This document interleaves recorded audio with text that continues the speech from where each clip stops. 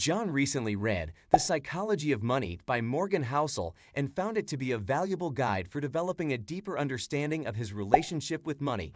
He had struggled in the past with financial decisions he regretted and constantly striving for more without being satisfied.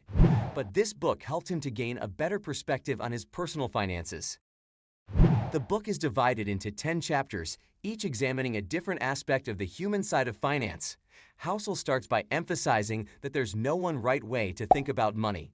Everyone has their own biases and unique perspective, which is key to making better financial decisions. John appreciated this insight as it allowed him to reflect on his own biases and how they might be impacting his financial choices. Housel then explores the role of luck and risk in financial success. John found this chapter particularly enlightening, as Housel argued that while luck plays a significant role in determining financial outcomes, it's often downplayed or ignored by those who have been successful. John realized that he had been guilty of this himself, and he learned the importance of managing risk and making decisions based on probabilities rather than trying to predict the future. The third chapter delves into the concept of hedonic adaptation and how it impacts our relationship with money. John found this chapter particularly relatable as he recognized that he had often fallen into the trap of constantly seeking more and failing to recognize when he had enough. Understanding the difference between enough and more is crucial to achieving financial satisfaction and avoiding a never-ending cycle of striving and dissatisfaction.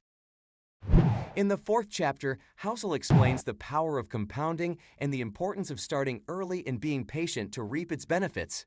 This chapter inspired John to start investing more consistently and to be patient in waiting for the benefits of compounding to kick in.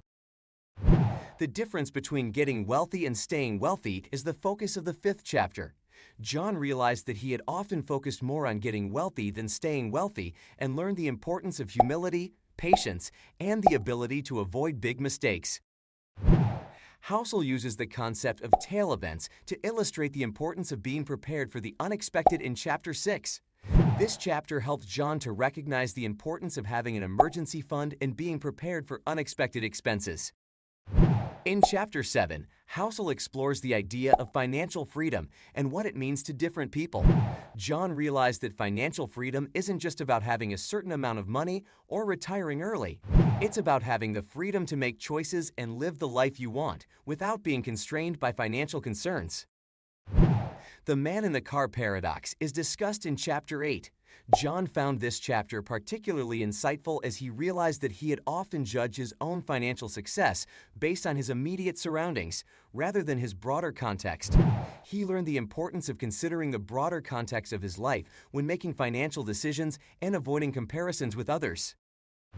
In Chapter 9, Housel argues that wealth is often invisible and that many of the most important financial decisions we make are the ones that go unnoticed. John found this chapter particularly helpful as he realized that small habits such as saving a little extra each month, avoiding debt, and investing in low-cost index funds can make a big difference over the long run. Finally, Housel emphasizes the importance of saving money in the last chapter. John was already a saver, but this chapter reinforced the importance of saving even more consistently and regularly. After reading The Psychology of Money by Morgan Housel, John learned that money is more than just a tool for transactions, it has a profound psychological impact on our lives. John realized that everyone has their own unique perspective and biases when it comes to money, and understanding our own relationship with it is key to making better financial decisions.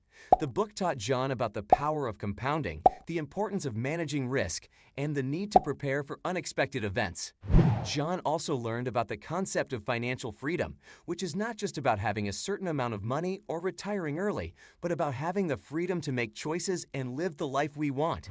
Overall, The Psychology of Money helped John develop a more positive and fulfilling relationship with money, and he now has a better understanding of how to achieve greater financial success and freedom.